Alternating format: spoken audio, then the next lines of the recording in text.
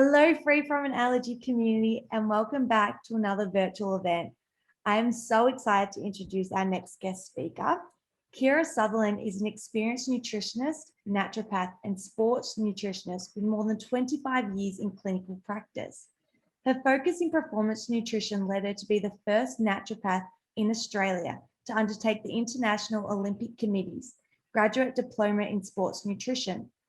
Kira divides her time between clinical practice, lecturing at the undergraduate level, and mentoring other practitioners in the application of holistic sports nutrition. She was a recipient of the Bioceuticals Integrative Medicine Award for 2019, Excellence in Clinical Practice Nutritional Medicine. So welcome, Kira. Thank you for having me. Thank you so much for joining me. I'm so excited to have you here. Oh, good. I think it's amazing seeing your background and your experience and just seeing it from a different perspective.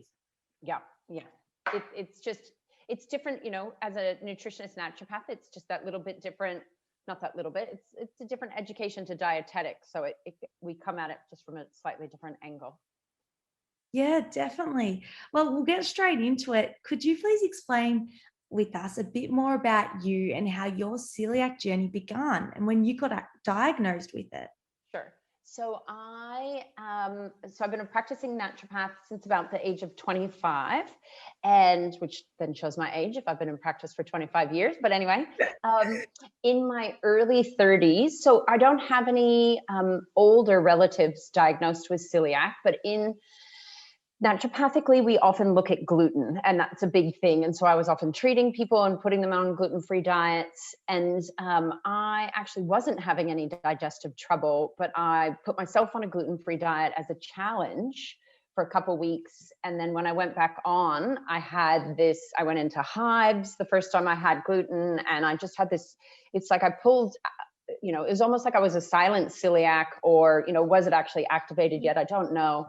But I had this really big reaction, and all of a sudden I was like, okay, wow, we need to, go deal with this. So then I went down the line of, blood tests and investigations. And so I really figured it out by about the age of 33. I think was the age, it was 33 or 34. I can't remember now with the actual diagnosis. Yeah. So gluten-free since then. And I tell you, gluten-free now is a lot easier than 15 years ago. The bread is substantially better. It doesn't probably just taste like cake or cardboard. Oh my God. It used to be so hard. There was like one type of bread 15 years ago, and you had to toast it forever. And it just, life is so much easier now. Restaurants, everything. It's just the people that get diagnosed now. I mean, it's a hard thing when you get diagnosed, or you have to put someone on gluten-free that maybe is gluten sensitive, but not celiac. And, and sometimes they complain, and I'm like, no, you don't know what it used to be like. I try to explain sometimes. I'm like, this is like smorgasbord of gluten-free foods these days. It's actually amazing walking into a supermarket and seeing the gluten-free variety at the moment. Yeah. Like there's hot cross buns, there's different types of breads, pastries, everything. Yeah. Yeah. And there's new brands coming out all the time that are like, there's a new brand in the last couple of years that I love that's got a flat bread, like a pita bread, that I'm like, this is like almost like real bread. I shouldn't say that, real bread, but yeah. And just menus now with the little GF on them, and oh my God, so much easier. Yeah. So much easier. Yeah. So that was my journey. I've never, from the minute I had that big reaction, it's not been a question of, am I struggling to be gluten-free? I also know all the statistics on eating gluten, as a practitioner, and how dangerous that is. So it's been it's not actually been that hard of a journey, but as a practitioner, I'm always doing stuff with other people. So it makes it easier. You got to stick to it yourself. Yeah. Yeah. So how do you find living with celiac disease? Was it actually hard to transition to become like a gluten-free household? Look, maybe this is me being a practitioner. I haven't had that hard of a time with it. I'm married and I have one child, and she, at this point, isn't celiac. But my household is probably Well, my household is 100% gluten-free unless somebody else brings something in, which is fine. I don't tend to, I can get away with a little bit of contaminant. Like if someone used a cutting board, I could wipe stuff off and still get away with it. I've luckily just not become that sensitive yet, which is pretty lucky. So we just don't buy it. It's just not a thing. So if my husband wants something, he has it when we're out or when we go eat out, or if other people feed him. So it just becomes, I haven't found it that hard, because you just got to do it. It's not and I am a big fan. We do a lot of sport as a sports nutritionist. And so I'm a big fan of a lot of really yummy, very natural energy bars or just food bars. So I always have stocks of, I'll buy the box of different food bars that I love. And they're just always so I'm this pre-prepared person. I will always bring food with me if I'm going somewhere that I don't know what's going to happen with the food. So I won't not have food in my bag or in my car, just because, I have been to those functions where you literally cannot eat anything.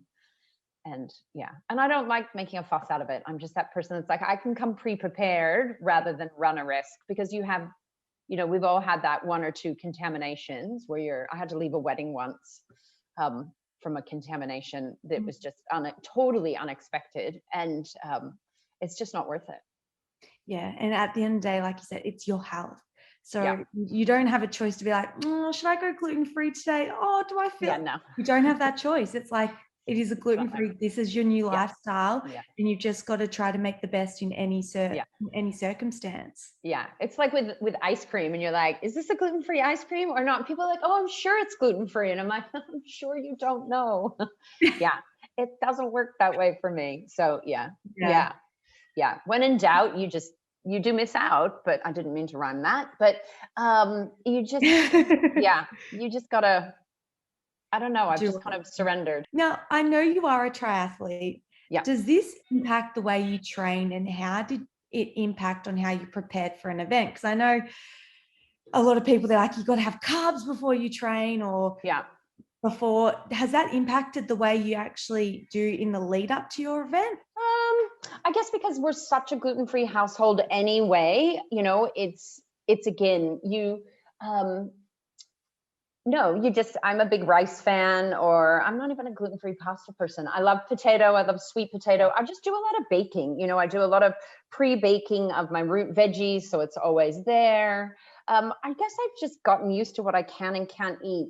With sports products, because I do endurance, like, 50K runs, or, if I do an Ironman or something like that, that's so much sport. You just have to make sure when you're buying your sports drink, or the, energy bars, or the gels, the sports gels, you only buy certain brands that are gluten-free. So it's just, how does it affect my life? I don't find it affects it that much, because I'm a pre-planner. And as long as you pre-plan, life is the same as for me as absolutely everybody else. You just have to be 2 steps ahead, I think.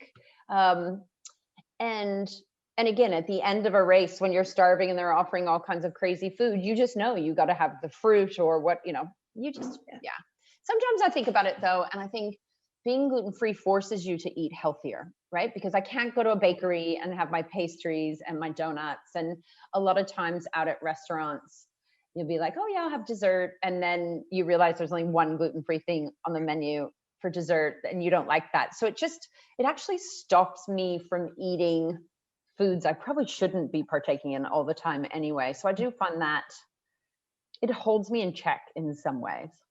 And it probably forces you to actually be more aware of what you're eating, because I know even when you get a packet of a product, and you're like, oh yeah, this looks healthy, and you eat it, and you're like, well, actually, hang on a second, what's actually in the ingredients? What's actually labeled on the back?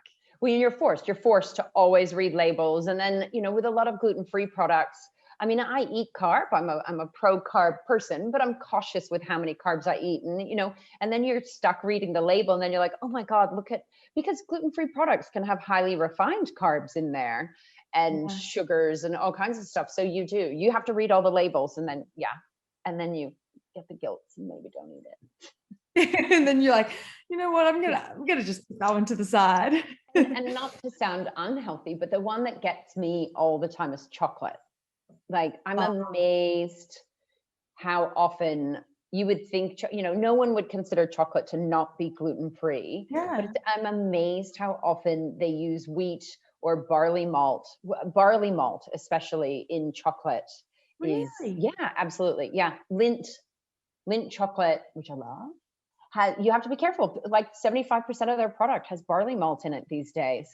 And I even think and I love Lindt, but I even think they're chocolate bunnies. Their milk chocolate bunny has barley malt in it now. And I think it didn't used to. I could be wrong, and I'm not having a go at Lindt. There's other stuff you can have, but Easter chocolate gets me. Yeah, because that, like you said, you'd never think chocolate, like, yes, you'd always be cautious for dairy if you're dairy intolerant or you're following vegan diet, but not really for gluten. So that's a very good tip. No, you really got to watch it. There's a lot of chocolate. It's like ice cream. No one thinks there's going to be wheat in ice cream or wheat sugar or whatever, but chocolate and I'm not really an ice cream eater, but it's, I also have friends around me whose kids are celiac, so I'm always really cautious reading labels for other people as well. And you also work with a lot of runners and athletes like yourself. Do you find it challenging for them to transition? And what is your number one alternative for them to get carbs for an energy source if they can't have gluten? I know you said you do like a lot of root vegetables and stuff like that. Yeah, we do lots of root veg. So sweet potato, yam, pumpkin, all of that. We just use a lot of rice, and there are so many great pastas if people are big pasta people, but we tend to do a lot of rice. And then I literally just make them go to the grocery store. There's a little section of gluten-free these days. So, Kohl's even makes, I'm not saying they're healthy, but there's gluten-free muffins, there's gluten, there's so many different things you can get now. So I send them off to try 2 or 3 different types of bread. And most of the time a client can find a bread that they're pretty happy with, right? They're like, okay, I can handle this one. And there's a company now, I think it's called Genius. Have you tried Genius? No. Oh, it's definitely sold at Kohl's. I think it's also sold at Woolworths, and they're now doing bagels and it's very white bread. I'm not saying it's wholemeal, super healthy, but if you're doing a lot of sport, eating after training, it doesn't really matter how high the GI is of the food. Mm-hmm. And they're the ones that do this flatbread. They do a bagel.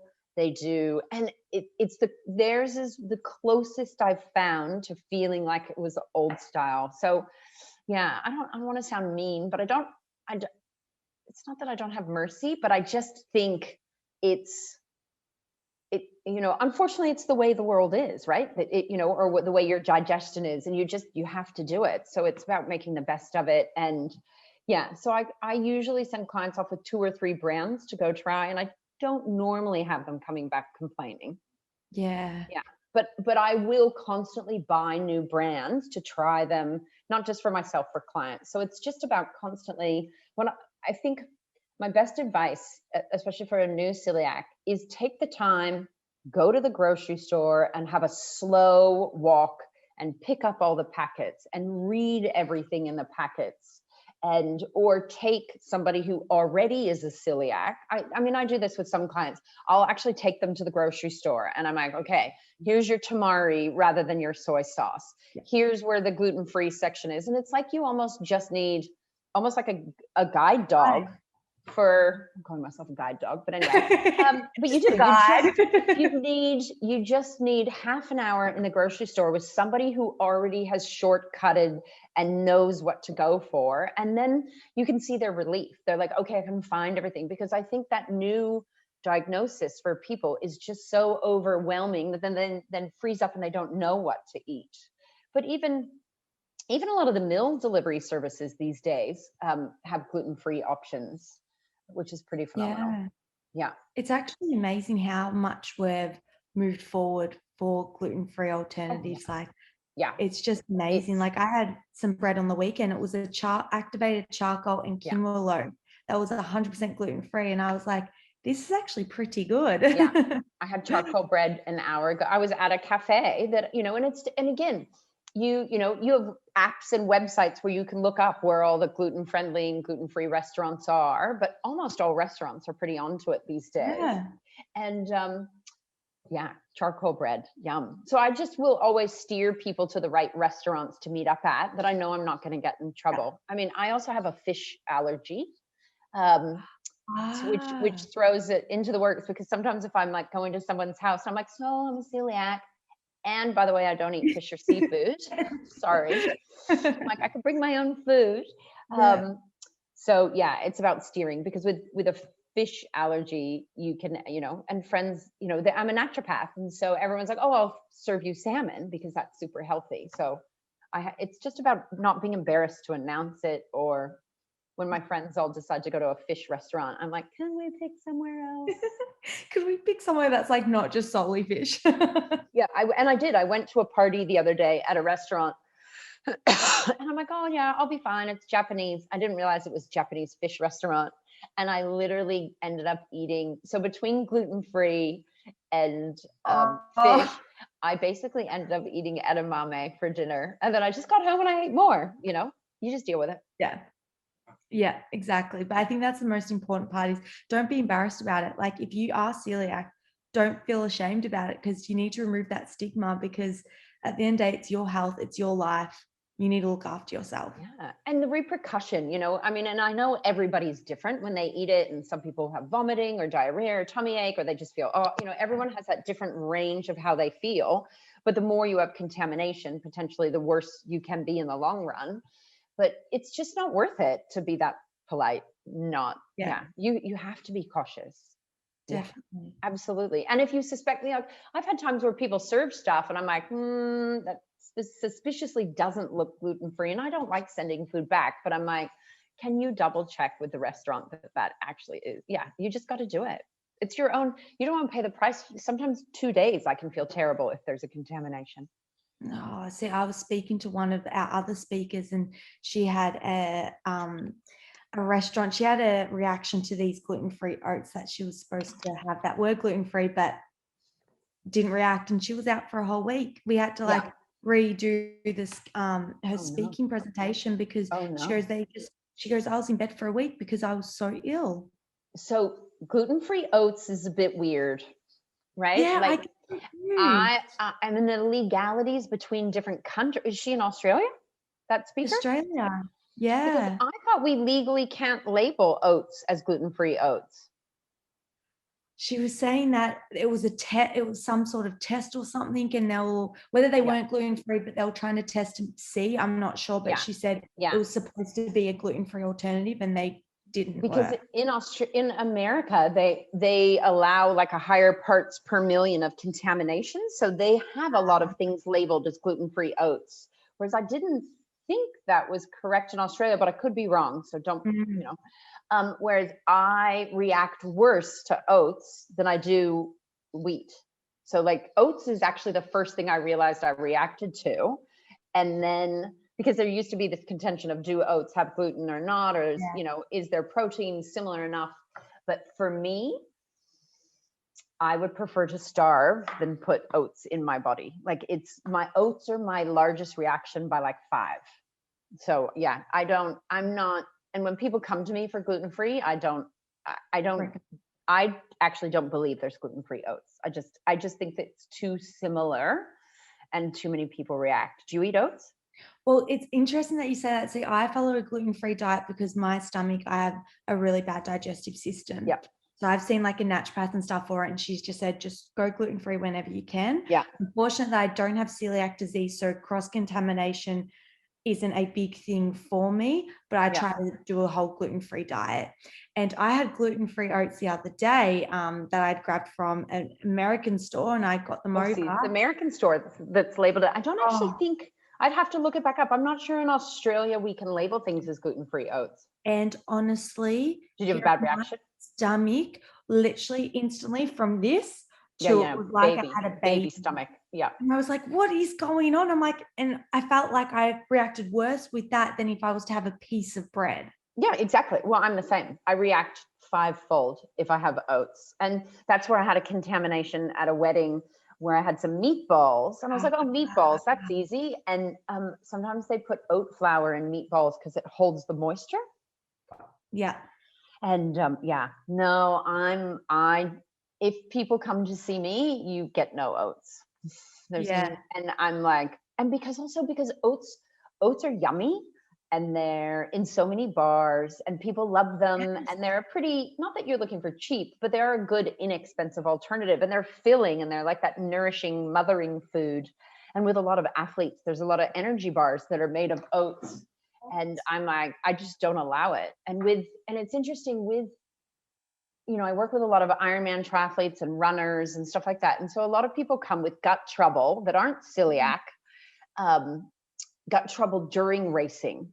And one of the first things I'll do, that's a really big thing for, because you're running forever. And so your body just kind of goes, I don't know what you're doing, but I'm going to get rid of everything in your stomach. Yeah. And anybody that shows up with gut trouble, I won't necessarily put them on gluten-free, but I will instantly remove oats from their diet for the 2 days before the race and the day of the race. And I'd say that in the clients I've seen, they were all eating oats during racing, and it's just too much fiber, and they were reacting. So I've got a thing about oats and racing that I don't let people do it. What would you recommend as like a swap for oats? Like, could you get, I don't know, almond meal? Could you make that into like a porridge form? Yeah, there's I do a lot of quinoa flakes for people. So you actually do like a quinoa porridge with the flakes, or a rice porridge. Especially if you're looking for a high volume of carbohydrate before a big event. Rice is that really compact. So I do rice porridges mainly. My husband's pretty good with quinoa porridge. Yeah. Or just breads, gluten-free breads. There's so many yummy ones now, or a gluten-free bagel. Yeah, definitely. And with oat bars, there's a lot of really good bars that aren't made with oats or grains at all. Although, so there's rice puff, rice, puffy kind of things put in bars, or, there's all kinds of stuff, Yeah, there's a lot of date energy bars and I use a lot of bars that are like nuts and dates and egg whites and stuff like that. There's a company called RX Bars from the US that they are starting to be imported into Australia a little bit. Not that easy to find, RX, and they're fantastic. And I think their whole range is gluten-free. So really good source of energy then, especially you to do like a run or a marathon or some sort of exercise. Yeah, they're a really good ratio of carb to protein for post-training eating as well. So if people I often am looking for like a 3 parts carb, 1 part protein bar, or a 4-to-1 carb to protein bar for people after training. And dates really jam up the carb amount. So yeah, it's very true. Yeah. Because you're also a naturopath as well as a nutritionist, does this change the way you treat someone with celiac disease, do you think? Look, as a naturopath, we just have other things. So I'm a big fan of kind of gut healing protocols. So, with a celiac coming in, it's all about, if they're newly diagnosed, it's about eradicating all the gluten, and especially teaching them about all the hidden gluten in things like, they've got all the apps, but, Vegemite and all that, soy sauce, all that random things where it can show up. And once we're through that, I do use supplements. So I will look at, gut healing nutrients like glutamine or certain fibers and probiotics or prebiotic foods. So I am as a naturopath, I will go for that. Let's actually now heal the gut now that it's not being assaulted all the time. I'm a big fan of bone broths, collagen, collagen powders and smoothies just to help with connective tissue strength. So I will use different gut supplements to really kind of try to heal. In naturopathy, we have a term heal and seal. So kind of to restore the microvilli and people just feel better because their immune system's been assaulted for a long time until they figured it out. So And then if we really get into it, I will use herbal medicine. So, if people haven't been to a naturopath, we have some phenomenal, very filthy tasting liquid herbal medicines. Yep. I mean, we can do things in teas, but the medicines are more potent. It's like a liquid extract, and it is in alcohol, but it's very small amount. And there's some great restore gut, help calm the digestive system, a lot of anti-inflammatory herbs or supplements. So yeah, I probably, in compared to a dietitian, which they don't tend to use as many supplements, and they do an incredible job. I'm not saying they don't, but and they will use probiotics and stuff. But yeah, I definitely will go for 2 or 3 things to get it all going. But eventually they, it's not like they need it forever. Yeah, it's just to get it up and started. Because if your stomach's been in such a bad state for such a long time or inflamed, to try and get it back down, it can take some time. Yeah. And looking at just anti-inflammatory diet, or what would be, a very Mediterranean style diet without the gluten, because that is anti-inflammatory, and the body can be, that people can have ended up with, their skin issues or all the other, some people get a lot of inflammation in their joints, I find, along with celiac. So again, it's about, naturopathically, we'll hit the diet, but then I got to look at the symptom picture that actual client has shown up with. So it's not stock standard treatment. I really need to look at what their problems are, or, have they ended up really deficient in certain nutrients just because their microvilli were so damaged that they weren't absorbing certain things. So, we're looking at certain Bs, we're looking at zinc. Are they, a lot of people show up iron deficient because they haven't been able to absorb it. So really trying to have a look at that, biochemistry profile of where they need their nourishment. Yeah, definitely. And like they say, don't they say that the gut is like the second brain? Yes.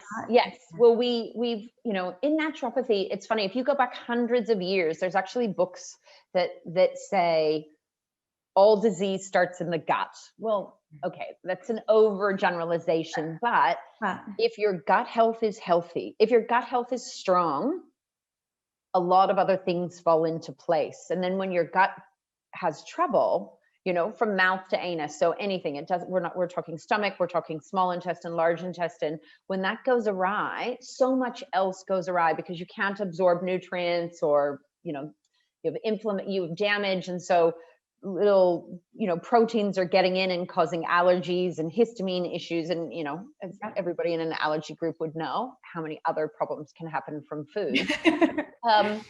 So naturopathically, we've always had this massive focus on the digestive system, which is nice that science has now kind of agreed with what people have always talked about.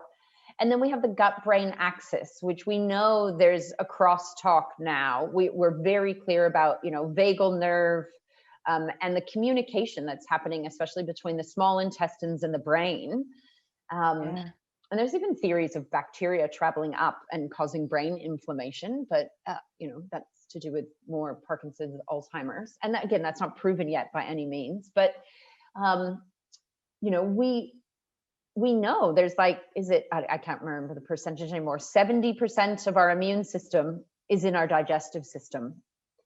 And again, some enormous amount of our neurotransmitters, which are the chemicals that go and tell our body to do stuff, but they also make us feel good or not feel good, they're all made in the gut as well. So if your gut's not functioning, you're not making your happy neurotransmitters.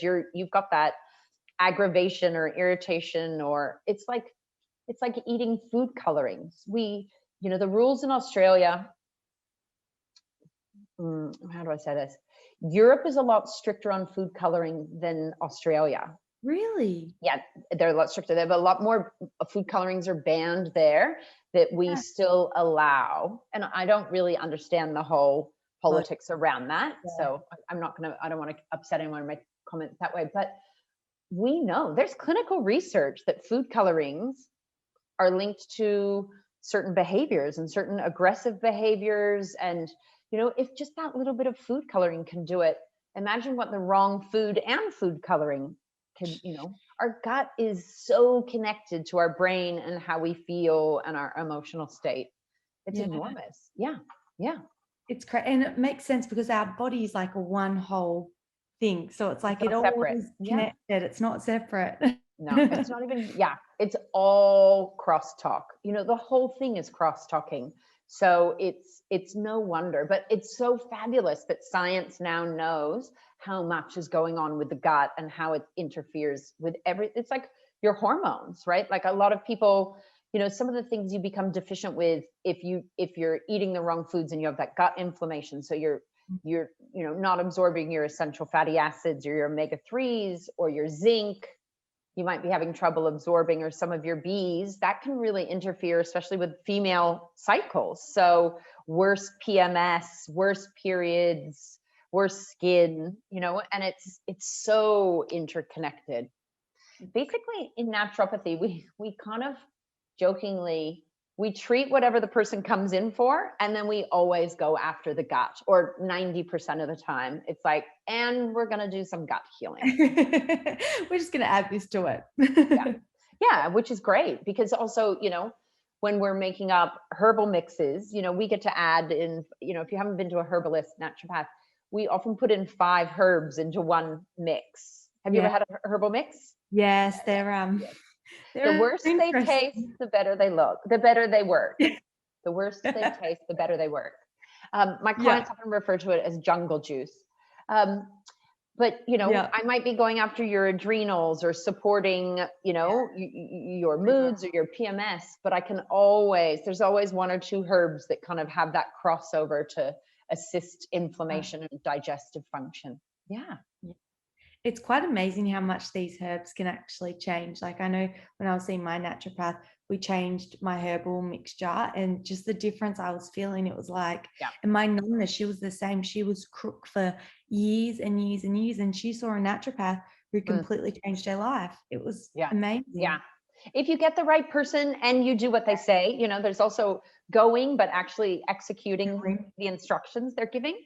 And it can make a massive difference. And it can also be hit and miss. Like sometimes you get given stuff and you're like, oh, that's not quite right. I don't feel that much, but we can always readjust. And, you know, I have 100 different herbs on my shelf to pick from. So, you know, I don't always get the perfect mix, or people forget to tell you about certain symptoms. And, you know, and the other thing that's really fascinating, which I love in naturopathy, is we have the ability to treat stress.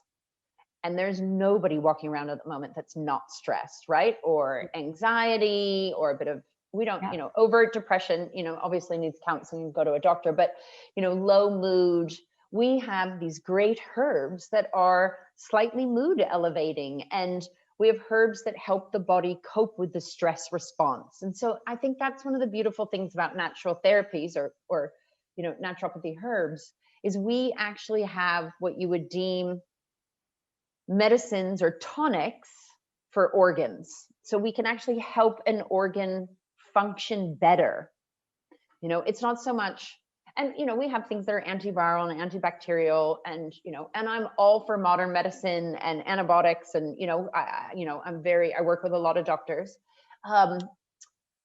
But we have things that help organs work better.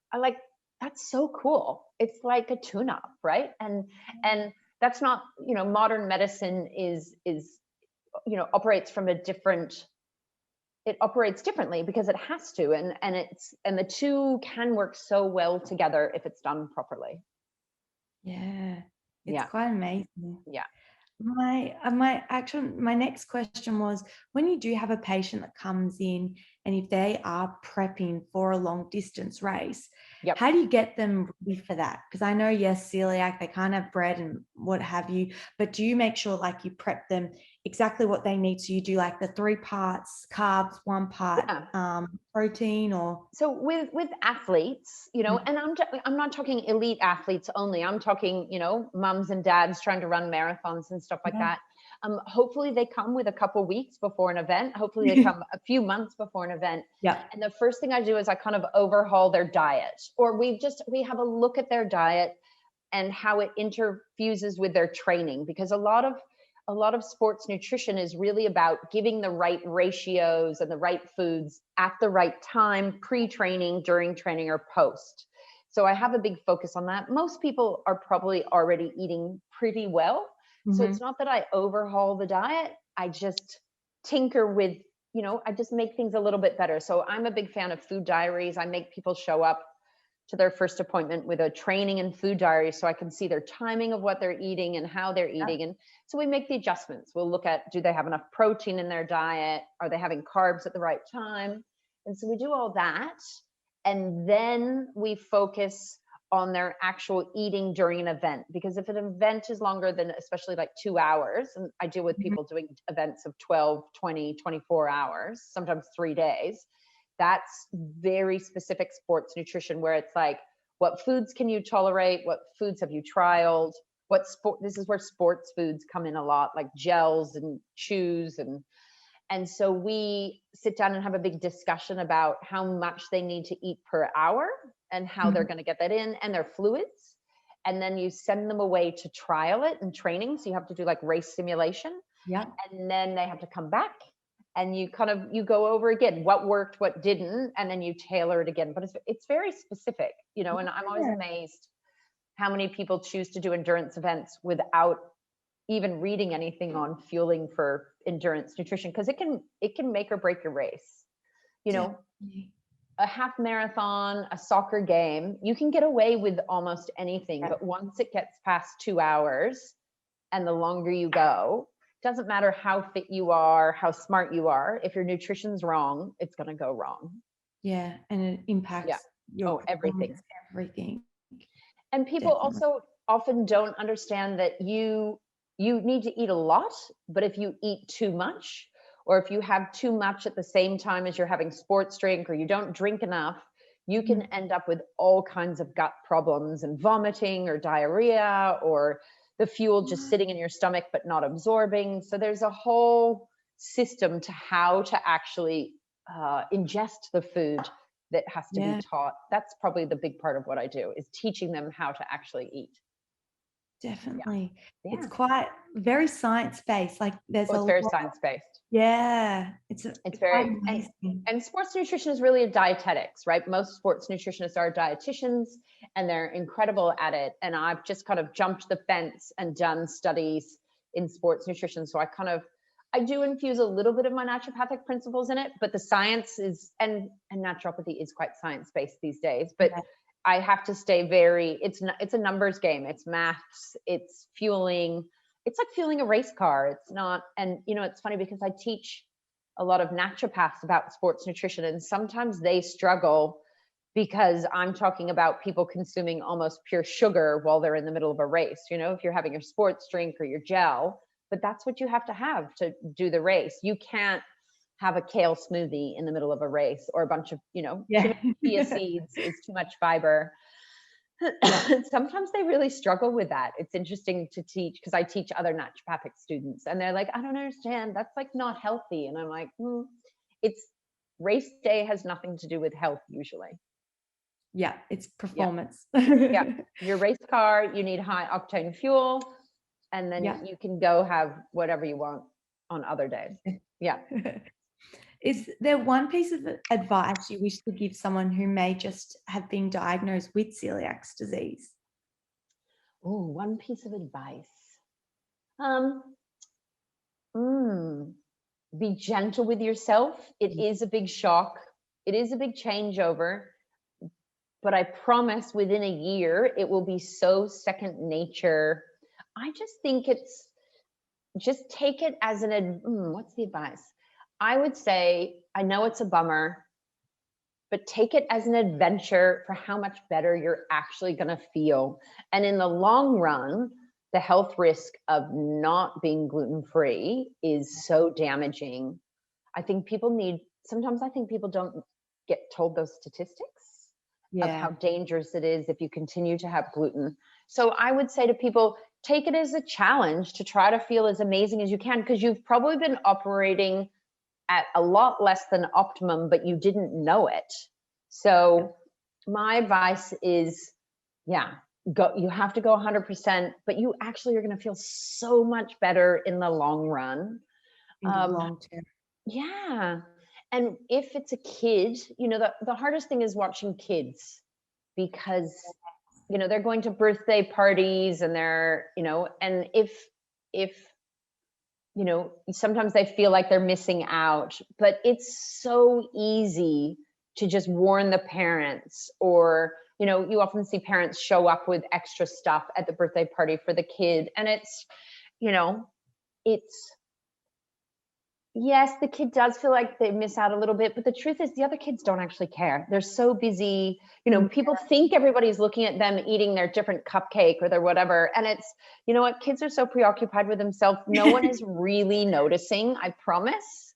And a lot of parents, if they're told, don't be afraid to call the parent and kind of say, hey, my kids, if you have any allergy, it's like, you wouldn't be embarrassed to call a parent and say, my child has a peanut anaphylaxis. Like, you're gonna warn them. And I think people are getting just a lot more aware. And sometimes it's just about teaching other parents, hey, if it's your turn to bring lollies to the sports game, how everyone brings jelly snakes. There are jelly snakes that are gluten-free.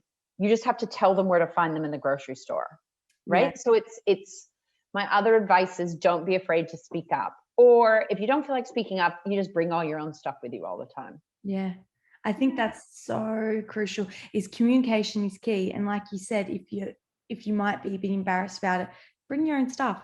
Then it solves everything. Yeah, it's like I have a 14-year-old daughter who plays AFL, and they have pizza nights, and it turns out there's 3 of 17 girls are gluten-free. There's 2 celiacs and another really allergic, but not celiac. And, they do pizza night, and they just found the best gluten-free pizza place there is. And everybody gets gluten-free. Nobody even knows that they're eating gluten-free, right? That's what shows up. So it's so good these days. People don't notice. And I think having these conversations and raising the awareness, it's becoming more of the norm, and it's really making people feel less embarrassed and to actually have the courage to speak up. Yeah, absolutely. Yeah, I think that would be, the other bit of advice is just be vocal about it. Not pushy. If people are really struggling to get their head around it, don't force them either. I've seen that, and that just backfires. And people, if somebody has never had a food allergy and never had trouble with their digestion, they just can't concept what's happening for you. And in that case, I just pull my food out of my bag. Yeah. My car always has packaged, non-perishable food for emergencies, because you don't want to get stuck. Yeah. Always be prepared. Yeah. Now, I'm very mindful of your time because I know you've already given so much of it. My last question for you is, can you tell us a bit more about Uber Health and where can people find you as well? Sure. So Uber Health is just my business name. But my website is actually just kirasutherland.com.au. And so I lecture at university sometimes, but I see clients, whether they're celiac or not, but I'm obviously very celiac aware, which is quite a relief. But I mainly see people doing a lot of sport.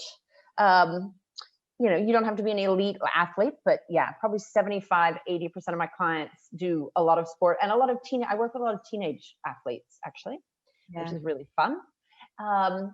So I see clients, but I also have a lot of little ebooks and other things on my website, with food plans and teaching people how to do sports nutrition in a really healthy way. And most of my plans are gluten-free, or 90% of what all the recipes are actually gluten-free. So it's really almost everything, it'll say bread or gluten-free option. So, but 90% of the recipes are just truly gluten-free, just because I pick recipes that I like.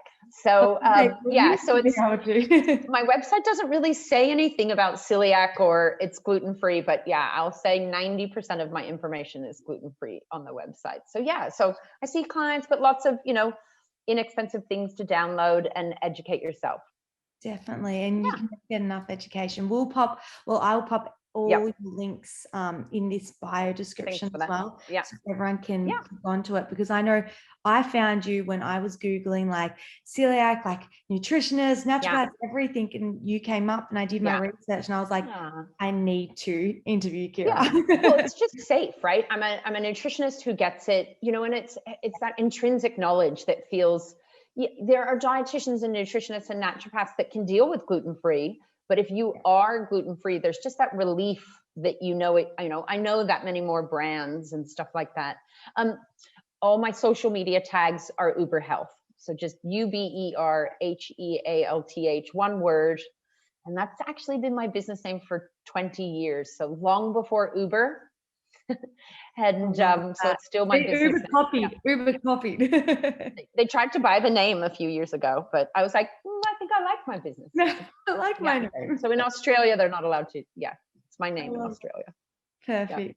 Well, thank you so much for your time, Kira, and for sharing your amazing knowledge. It's been amazing. I know the free from an allergy community are going to benefit from this one so much. Awesome. Thanks for having me. Thank you. Have a good afternoon. Okay. Talk soon. Bye.